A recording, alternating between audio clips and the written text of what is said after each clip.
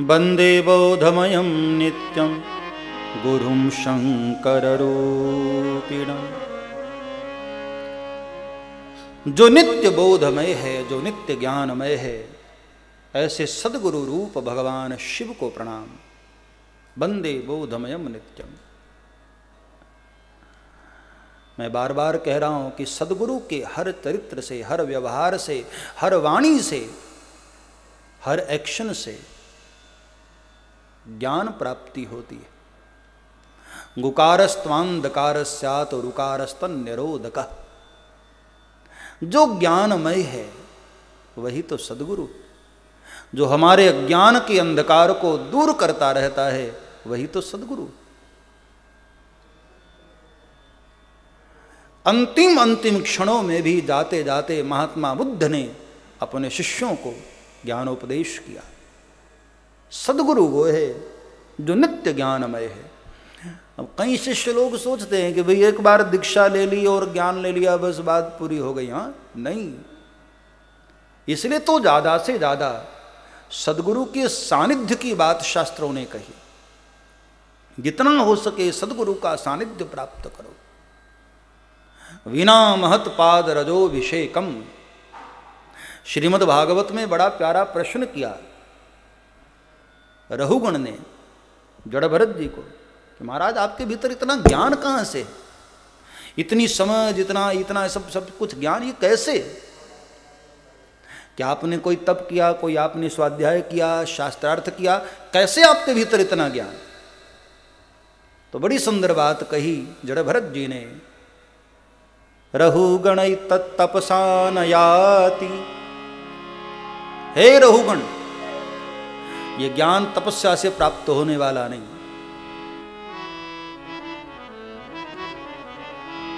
रहुगण तत्तपसा न याति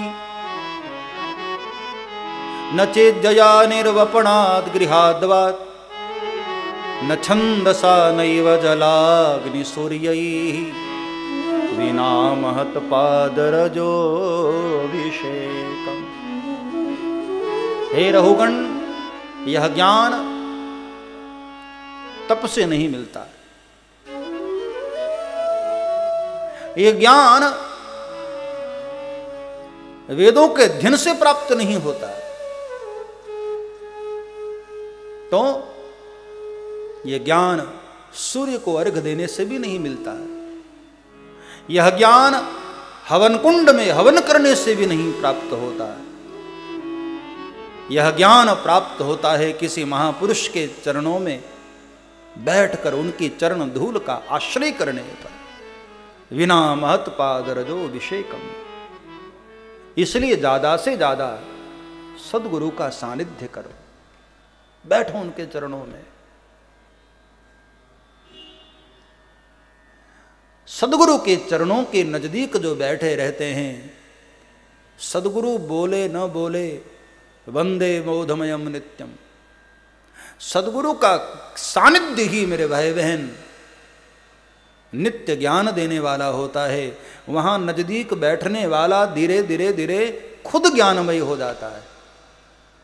ऐसे सद्गुरु रूप भगवान शंकर को प्रणाम किया। वंदे बोधमयम नित्यम गुरुम शंकर रूपिण।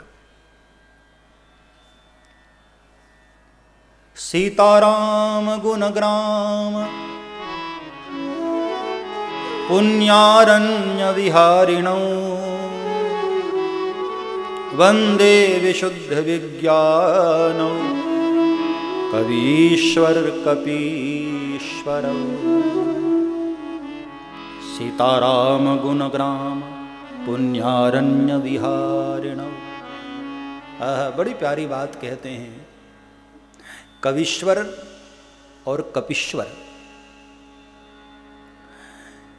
कवि लोग भी अपनी कविता का मूर्त रूप देने के लिए वन वन भटकते हैं, घूमते रहते हैं। कहीं पहाड़ों पर, कहीं नदियों के तीर पर, कहीं जंगलों में, तब जाकर उनकी कविता उनके ऊपर उतरती है। एक बहुत बड़ा चित्रकार हमारे इस धरा पर हुआ। विश्व में बड़े से बड़े महान लोग आए।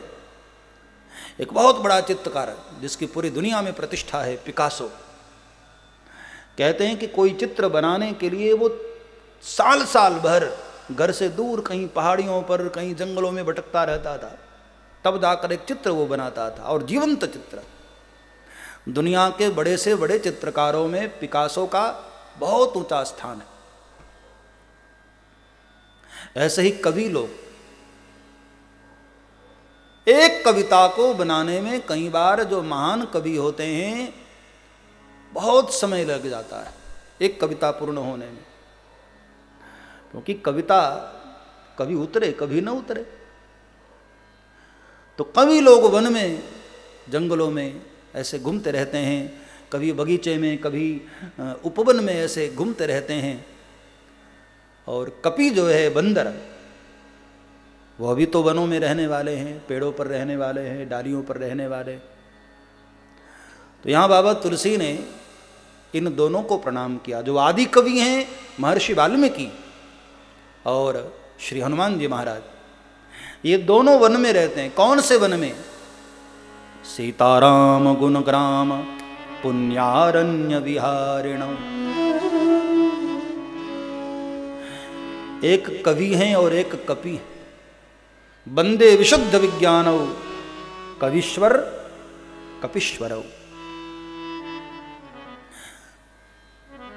किसी ने कहा कि भाई चलो कवि लोग भटकते जरूर हैं वनों में, उपवनों में, जंगलों में, लेकिन रहते तो गांव में है ना। तो बोले हाँ, सीताराम गुणग्राम पुण्यारण्य विहारिणौ। जो भगवान श्री सीताराम के गुणों के ग्राम में रहते हैं और भगवान राम के पुण्य रूपी अरण्य में जो घूमते रहते हैं, ऐसे श्री हनुमान जी महाराज को और महर्षि वाल्मीकि को मैं प्रणाम करता हूं। वंदे विशुद्ध विज्ञानौ कवीश्वर कपीश्वरौ। उद्भव स्थित संहार कारिणीं क्लेशहारिणीं।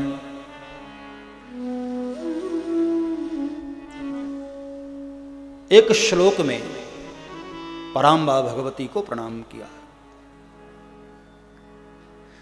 ऐसी जगदम्बा, ऐसी भवानी जो समस्त क्लेशों को हरने वाली हैं, हर तरह के हमारे पापों को, शापों को, शमनों को दमन करने वाली हैं, ऐसी माता पराम्बा भगवती श्री सीता माता को प्रणाम किया।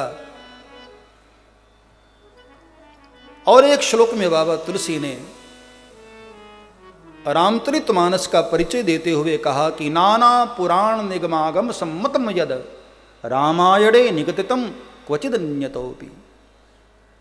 रामचरितमानस का परिचय आपको जानना है तो नाना पुराण निगमागम इत्यादि सभी शास्त्रों का निचोड़ बाबा तुलसी ने रामचरितमानस में रखा। यह इसका परिचय दिया। और फिर बाबा तुलसी ने एक श्लोक में सद्गुरु को प्रणाम करते हुए सब्सक्राइब करें श्री चिन्मयानंद बापू जी के YouTube चैनल को और हमारे वीडियोस को सबसे पहले देखने के लिए बेल आइकॉन को दबाना न भूलें।